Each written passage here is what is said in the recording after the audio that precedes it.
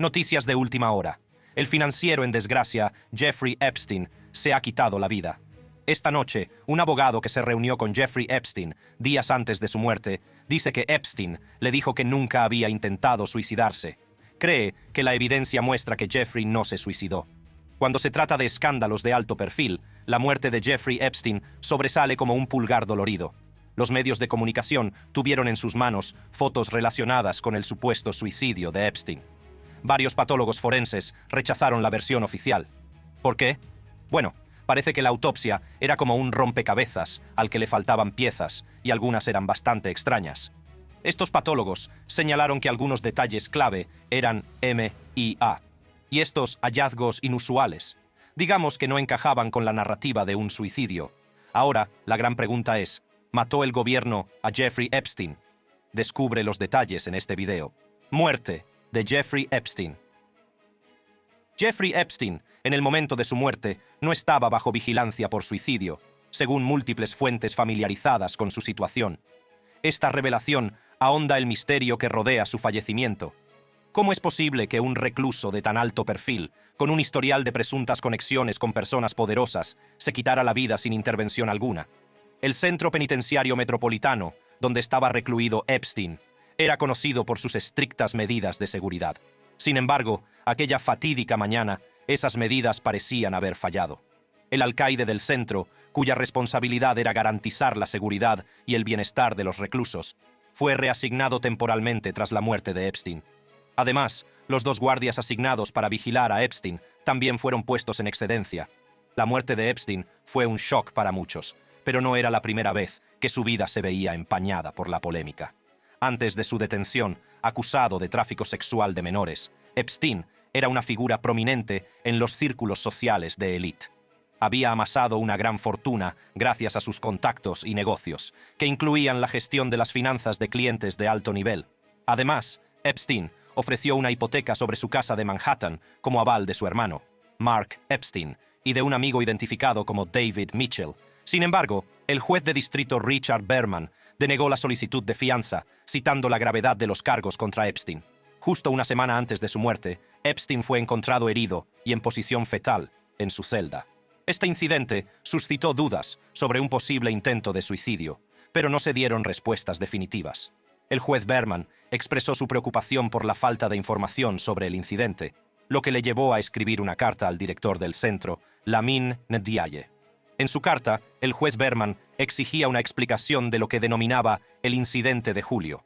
Expresaba su frustración con la Oficina Federal de Prisiones, que no había dado ninguna respuesta satisfactoria.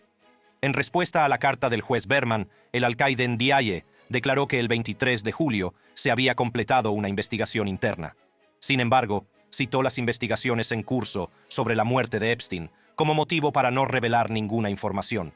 La falta de transparencia y la posterior reasignación de la directora Ndiaye por parte del Departamento de Justicia no hicieron sino aumentar la intriga en torno a la muerte de Epstein. Veamos todos los detalles de la autopsia de Jeffrey Epstein.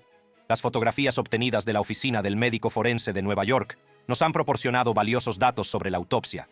Sin embargo, sin una imagen crucial, la posición del cuerpo de Epstein cuando fue encontrado, resulta difícil determinar con certeza la causa de la muerte. Esta falta de información ha suscitado importantes dudas sobre el dictamen oficial de suicidio. El Dr. Michael Baden, reputado patólogo forense contratado por el hermano de Epstein, estuvo presente durante la autopsia y examinó las pruebas. Confirmó que las huellas dactilares encontradas en el cuerpo, en la celda de Epstein, coincidían con las tomadas durante su detención en 2006, en Florida. Sin embargo, no hay ninguna fotografía del cuerpo de Epstein, tal y como fue descubierto en su celda. Esta ausencia de pruebas visuales suscita dudas sobre la exactitud de la determinación del suicidio. También se observó una abrasión en el antebrazo izquierdo y una hemorragia muscular profunda en el músculo del hombro izquierdo. Además, las fotografías revisadas por los expertos revelaron una herida en la nuca de Epstein, un corte en el labio y una marca de inyección en el brazo. El Dr. Baden llama la atención sobre los pequeños capilares reventados, conocidos como petequias, encontrados en la cara, boca y ojos de Epstein. Estas petequias suelen ser un indicio de estrangulamiento. Sin embargo, Son las fracturas en el cuello de Epstein las que plantean dudas significativas sobre el dictamen oficial de suicidio. Las fotos de la autopsia muestran fracturas del cartílago tiroides, izquierdo y derecho, así como del hueso hioides izquierdo, un hueso en forma de U que se asienta bajo la mandíbula y sirve de anclaje para la lengua. El Dr. Baden, con su amplia experiencia en la realización de autopsias, afirma que nunca había visto 3 fracturas como estas en un ahorcamiento suicida. Esta revelación es chocante y plantea dudas sobre la causa de la muerte de Epstein. Además, subraya que en su examen de más de 1000 ahorcamientos y suicidios en cárceles del estado de Nueva York en los últimos 40-50 años, nadie había presentado nunca 3 fracturas en el cuello. Los patólogos entrevistados coinciden en que la hemorragia ocular es común en el estrangulamiento homicida y menos común, aunque no imposible, en los ahorcamientos suicidas. Sin embargo, discrepan sobre la importancia de las 3 fracturas en el cuello de Epstein. Un patólogo está de acuerdo con el Dr. Baden, afirmando que las 3 fracturas son muy poco comunes y plantean preguntas adicionales. Por otro lado, otro patólogo sugiere que el traumatismo cervical podría estar asociado tanto con el estrangulamiento como con el ahorcamiento, especialmente en hombres mayores como Epstein, que tenía 66 años. La doctora Christine Roman, médico forense de Nueva York, que realizó la autopsia, clasificó inicialmente la muerte como pendiente y no la calificó de suicidio. Sin embargo, unos días después, la doctora Barbara Sampson, médico forense jefe, revisó pruebas adicionales y cambió el dictamen a suicidio. No se revelaron los detalles concretos de estas pruebas adicionales, pero algunas fuentes sugieren que podrían incluir el supuesto intento de suicidio previo de Epstein. Es importante señalar que el propio Dr. Baden se ha enfrentado a la controversia en el pasado, habiendo sido destituido como médico forense de la ciudad de Nueva York por el alcalde Edward Koch. A pesar de ello, su pericia y experiencia no pueden ignorarse. Ha participado en casos de gran repercusión, como el juicio de O.J. Simpson. Ha realizado más de 20.000 autopsias a lo largo de su carrera. Además de las fotos de la autopsia, las fotografías de la celda de Epstein también han suscitado dudas. Se fotografiaron al menos 2 lazos en el suelo, que parecían estar hechos con tiras de sábanas naranjas. Sin embargo, las fotos de la soga tomadas como prueba muestran ambos extremos de la soga doblados y con dobladillo, en lugar de cortados. Esta discrepancia plantea dudas sobre si se examinó la ligadura correcta en la muerte de Epstein. Algunas fuentes han revelado que el guardia que encontró a Epstein lo cortó antes de intentar reanimarlo. La muerte de Jeffrey Epstein desencadenó numerosas investigaciones, tanto penales como internas. Los fiscales federales acusaron posteriormente a los 2 guardias que estaban de servicio la mañana en que Epstein fue encontrado. Michelle Thomas, el guardia que descubrió el cadáver de Epstein, y Tova Noel se enfrentaron a cargos de elaboración de registros falsos, conspiración para elaborar registros falsos y conspiración para defraudar a Estados Unidos. Estos cargos sugieren que puede haber habido un intento deliberado de encubrir o manipular las pruebas que rodearon la muerte de Epstein. Las acciones de los guardias suscitan dudas sobre el nivel de supervisión y el cumplimiento de los protocolos en el centro penitenciario metropolitano.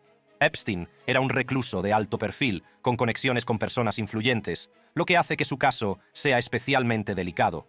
La posible implicación de los guardias en la falsificación de registros y la conspiración para defraudar a los Estados Unidos suscita preocupación sobre la integridad del sistema penitenciario y la posibilidad de una conspiración de mayor envergadura.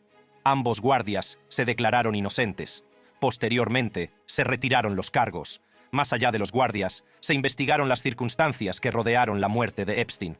El Departamento de Justicia y el FBI llevaron a cabo sus propias pesquisas, tratando de descubrir la verdad y determinar si alguna actividad delictiva o negligencia había desempeñado algún papel en el fallecimiento de Epstein.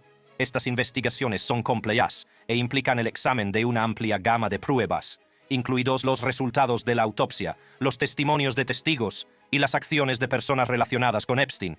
Las implicaciones potenciales de la muerte de Epstein van mucho más allá de los confines de su celda. Epstein era conocido por su relación con numerosas personas de alto nivel, como políticos, empresarios y famosos. Sus conexiones y la naturaleza de sus presuntos delitos han suscitado dudas sobre quién puede haber estado implicado y si hubo un esfuerzo concertado para silenciarle. Algunos creen que la muerte de Epstein no fue un suicidio, sino más bien un plan cuidadosamente orquestado para proteger a los implicados en sus actividades delictivas. La falta de transparencia y las incoherencias de la versión oficial no han hecho sino echar más leña al fuego de estas teorías. La muerte de Jeffrey Epstein ha sacado a la luz problemas profundamente arraigados en el sistema de justicia penal y en la sociedad en su conjunto. ¿Quién recogió su cuerpo? Tras la muerte de Jeffrey Epstein, surgió un nuevo personaje. Un socio no identificado se presentó para reclamar el cuerpo de Epstein a la oficina del forense de Nueva York. La identidad de este individuo sigue siendo desconocida, dejando al mundo que especule sobre su conexión con Epstein y los motivos para reclamar su cuerpo. La falta de información en torno a este socio no ha hecho más que alimentar las ya desbocadas especulaciones en torno a la vida y muerte de Epstein. ¿Quién podría ser esta persona y qué relación podría tener con Epstein? Estas preguntas han cautivado la imaginación del público, que intenta reconstruir el rompecabezas. Algunas teorías sugieren que el socio podría ser un confidente cercano o un socio de Epstein. Dada la vasta red de personas poderosas e influyentes de Epstein, no es descabellado imaginar que tuviera socios de confianza al tanto de sus secretos. ¿Podría ser este socio no identificado alguien que compartiera las actividades ilícitas de Epstein o conociera sus conexiones con los ricos y poderosos? Otros especulan que podría tratarse de un miembro de la familia o un amigo íntimo de Epstein. El hermano de Epstein, Mark Epstein, había sido mencionado en documentos judiciales como posible cofirmante de su fianza. ¿Podría ser este socio Mark Epstein u otro miembro de la familia que ha preferido permanecer en el anonimato? Si es así, ¿cuáles podrían ser sus motivos para reclamar el cuerpo de Epstein y mantener su anonimato? Los motivos para reclamar el cuerpo de Epstein también son objeto de intensas especulaciones. Algunos creen que el socio podría estar tratando de proteger el legado de Epstein o salvaguardar cualquier prueba potencial que pudiera implicar a otros. Las conexiones de Epstein con personas de alto nivel, como políticos, empresarios y famosos, han alimentado teorías conspirativas sobre una vasta red de poderosos individuos implicados en actividades ilícitas. ¿Podría el socio estar actuando en nombre de estos individuos, asegurándose de que los secretos de Epstein permanezcan enterrados? Por otra parte, algunas teorías sugieren que el socio podría tener motivos más siniestros. Podría estar intentando alterar las pruebas o manipular la narrativa que rodea la muerte de Epstein. La falta de transparencia e información en torno a la identidad del socio no hace sino aumentar el aire de sospecha e intriga. Hay quien piensa que, como nadie sabe mucho de este socio, Jeffrey Epstein podría haber escapado y fingido su muerte. Creen que podría haber utilizado el cuerpo de otra persona para fingir su propia muerte, ya que disponía de recursos suficientes para hacer algo así. También hay rumores y avistamientos no confirmados de que esté vivo, como un vídeo que parece mostrar a alguien que se parece a él en su isla privada. Estos avistamientos no probados se suman a las teorías sobre lo que realmente le ocurrió a Epstein. También se cree que Epstein tenía vínculos con el Mossad, la agencia de inteligencia israelí. Se cree que podría haber sido un espía, utilizando su influencia y amistades para recabar información sobre gente poderosa. Según esta teoría, la muerte de Epstein podría haber sido un montaje para proteger estos secretos y permitirle continuar con su trabajo secreto. Veamos más en profundidad la isla de Jeffrey Epstein. La isla privada de Jeffrey Epstein, Littlest James, está enclavada en las brillantes aguas azules de las Islas Vírgenes de Estados Unidos. Este paraíso de 75 acres está rodeado de arrecifes de coral y goza de unas vistas impresionantes. Little St. James está situada frente al extremo sureste de Santo Tomás, una de las 3 islas principales del archipiélago caribeño. Sus costas vírgenes, ensenadas protegidas y arboledas se elevan hasta espectaculares crestas barridas por el viento y escarpados acantilados. La belleza natural de la isla contrasta con los siniestros secretos que esconde. Las Islas Vírgenes, compradas a Dinamarca por el gobierno estadounidense durante la Primera Guerra Mundial, se han hecho famosas como paraíso fiscal, atrayendo a ricos y poderosos con importantes beneficios fiscales. La presencia de Epstein se extendió más allá de Little James. Instaló sus empresas fantasma en una pequeña oficina sin nombre en un centro comercial costero de Santo Tomás, junto a negocios cotidianos como Sam's Minimart y Happy Nails. En 1998, Epstein compró Littlest James al inversor de capital riesgo Arch Cumming por algo menos de $8 millones. No tardó en transformar la isla para adaptarla a sus deseos. Se eliminó la vegetación autóctona y se plantaron las imponentes palmeras de 12 metros que ahora dominan el paisaje. A partir de 2007, Epstein se embarcó en un amplio proyecto de construcción y remodelación que despertó las sospechas de las autoridades locales. Su complejo principal casi duplicó su tamaño, con una lujosa mansión con una terraza exterior que conectaba el dormitorio principal y la piscina. El complejo también contaba con un sistema de desalinización que garantizaba un suministro constante de agua dulce. Las fotos de satélite y las impresionantes imágenes de drones muestran la extensa red de terrazas, casas de campo, casas de playa, piscinas, muelles, edificios de servicios e incluso un helipuerto. Carreteras bordeadas de palmeras atraviesan la isla, permitiendo que los buggies de golf lleven a los huéspedes de un lugar a otro. Se rumorea que un viaje a través de la isla dura solo unos 5 minutos. En el otro extremo de la isla, frente a la mansión de Epstein, se alza una peculiar estructura a la que se suele llamar templo. Su forma cuadrada y cuadrada, adornada con rayas azules y blancas, ha desatado una intensa especulación. Las teorías van desde que era la entrada a una guarida subterránea hasta que era un lugar de abusos sexuales rituales. Sin embargo, las investigaciones sugieren que lo más probable es que fuera un estudio privado y una sala de música para Epstein. En 2016, Epstein amplió su imperio insular con la compra de la vecina isla de Great St. James. Presuntamente utilizando a un empresario de Dubái como tapadera, Epstein pretendía ocultar aún más sus actividades de miradas indiscretas. Los habitantes de Santo Tomás murmuraban en voz baja sobre las actividades de Epstein y se referían a sus jets privados, como el Lolita Express. Cuando los submarinistas se aventuraban cerca de la isla, aparecían guardias de seguridad patrullando la orilla. Pero a pesar de los rumores y las sospechas, tardaron años en tomarse medidas. Little St. James atraía a huéspedes de todo el mundo y de los más altos rangos de la sociedad. Famosos, científicos e incluso miembros de familias reales aterrizaban en un jet privado y luego subían a un helicóptero para llegar a este paraíso apartado. Entre los nombres famosos que, según se dice, acogió Epstein, figuran el físico teórico Stephen Hawking, el premio Nobel Lawrence Krauss, el cómico Chris Tucker, el magnate de Victoria's Secret Les Wexner y la modelo Naomi Campbell. Incluso el exasesor de Tony Blair, Lord Peter Mandelson, y el príncipe Andrés del Reino Unido habrían visitado la isla. Se ha afirmado que el expresidente estadounidense Bill Clinton también fue huésped, aunque él niega haber estado allí. Se dice que Donald Trump voló en uno de los jets privados de Epstein, pero no está claro si alguna vez visitó la isla. Incluso se dice que el mago David Copperfield pidió matrimonio a la supermodelo Claudia Schiffer en Littlest James. Los invitados llegaban en los jets Gulfstream de Epstein al aeropuerto Cyril E. King de Santo Tomás. Se les conducía a una zona privada separada de la pista principal, lejos de miradas indiscretas.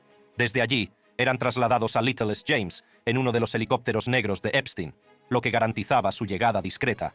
Epstein era conocido por agasajar a sus invitados con experiencias extravagantes. Se dice que pagó la modificación de un submarino para que el profesor Stephen Hawking pudiera hacer una excursión por el fondo marino.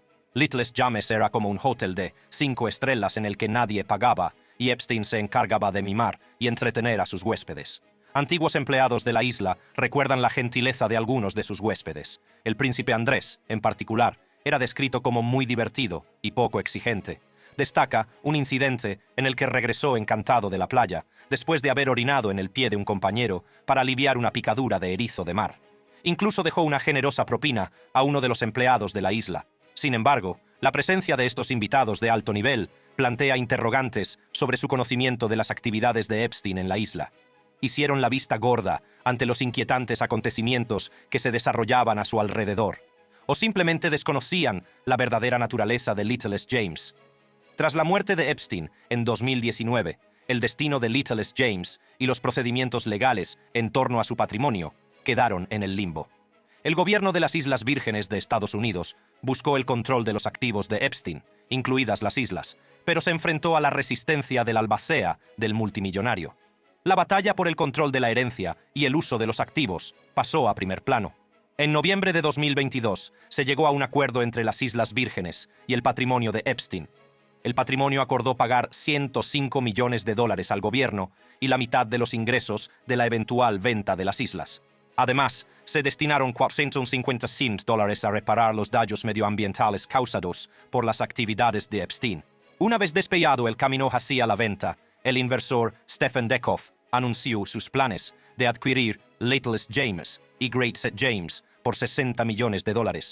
La esperanza es transformar las islas en un complejo turístico de lujo, distanciándolas de su oscuro pasado.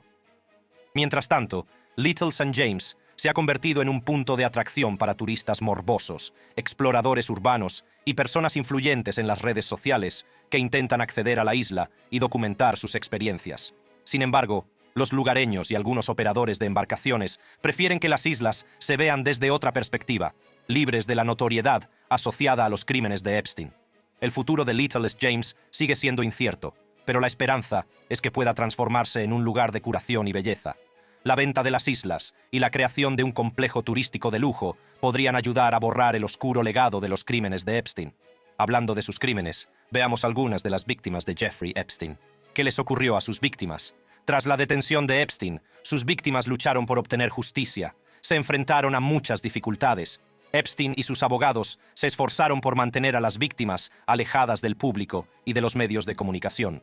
El Miami Herald dijo que las víctimas demandaron a Epstein muchas veces, con algunas demandas que se remontan a 2009, pero ninguna de estas demandas llegó a juicio. Bloomberg reveló que Epstein pagó más de $1 millón para resolver algunas demandas. Lo hizo para mantener a las víctimas calladas y ocultar el escándalo. Los abogados de Epstein se esforzaron por hacer quedar mal a las víctimas.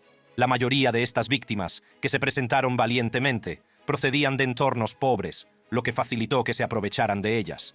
Los abogados acusaron a las chicas de mentir sobre su edad o de inventarse historias para conseguir dinero. Pero eso no es todo. En 2008, Epstein llegó a un acuerdo que le permitió librarse de graves problemas legales. Solo tuvo que admitir un cargo menor en Florida. Este acuerdo se hizo en secreto, sin involucrar a las víctimas. El Miami Herald dijo que los abogados de Epstein querían mantener a las víctimas al margen y hacer que todo el asunto desapareciera discretamente. Esto significó que las historias de las víctimas y su sufrimiento no fueron escuchadas ni reconocidas. Una de las acusadoras de Epstein, Courtney Wild, se pronunció sobre el acuerdo. Afirmó: «En cuanto se firmó el acuerdo, silenciaron mi voz y las voces de todas las demás víctimas de Jeffrey Epstein. Fue un golpe devastador para aquellos que habían reunido el coraje para presentarse y buscar justicia». En 2019, un juez determinó que los fiscales de Florida infringieron la ley al acordar un trato sin decírselo a las víctimas de Epstein.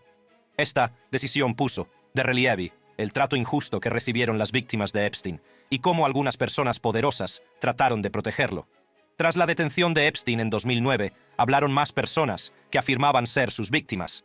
En una vista judicial, el fiscal federal Alex Ross Miller dijo que nuevos acusadores se habían puesto en contacto con los investigadores, y aún más lo hicieron después de que a Epstein no se le permitiera salir bajo fianza. Poco a poco se fue conociendo más información sobre el caso.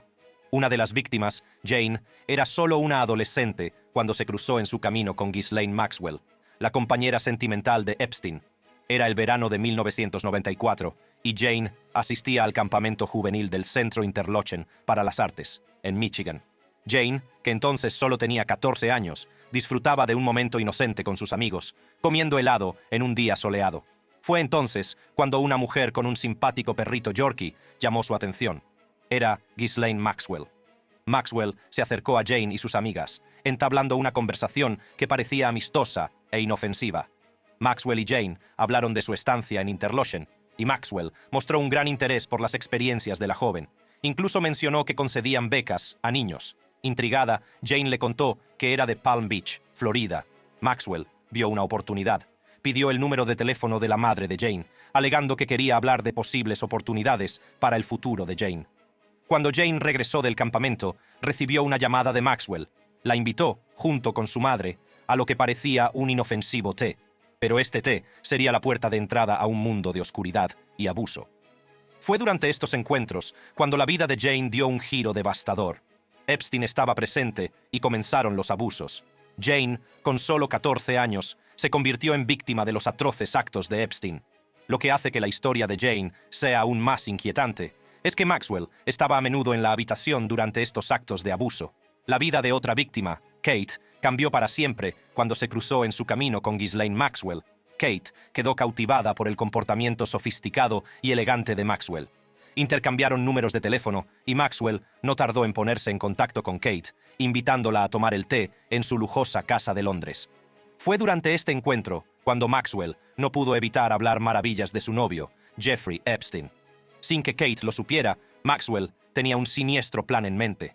Llamó a Kate unas semanas más tarde, informándole de que Epstein estaba presente y preguntándole si podría pasar a conocerlo. La curiosidad se apoderó de Kate y accedió al encuentro.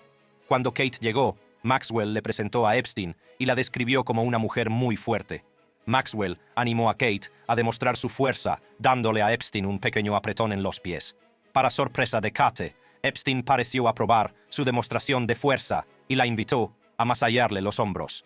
Maxwell, siempre tan complaciente, cerró la puerta para garantizar la intimidad mientras Epstein iniciaba un encuentro sexual con Kate. Este fue solo el principio de una serie de encuentros que atormentarían a Kate durante años. Maxwell siguió invitando a Kate a su casa, y cada vez los encuentros eran más perturbadores.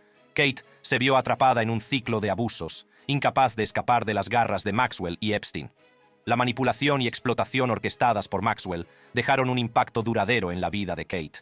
Las cicatrices de estos encuentros le recordarían para siempre la oscuridad a la que había estado sometida. Otra víctima, Caroline, conoció a Ghislaine Maxwell a través de Virginia Giuffre, una antigua acusadora de Maxwell y Epstein. El encuentro de Caroline con Maxwell comenzó inocentemente cuando Giuffre le preguntó si quería ganar dinero. Giuffre y Caroline llegaron a la casa de Epstein en la isla de Palm Beach, donde fueron recibidas por Maxwell. Maxwell no perdió el tiempo y le dio instrucciones a Giuffre para que le enseñara a Caroline lo que tenía que hacer. Mientras Giuffre se desnudaba, Epstein entró en la habitación y se subió a la camilla de masaje boca abajo.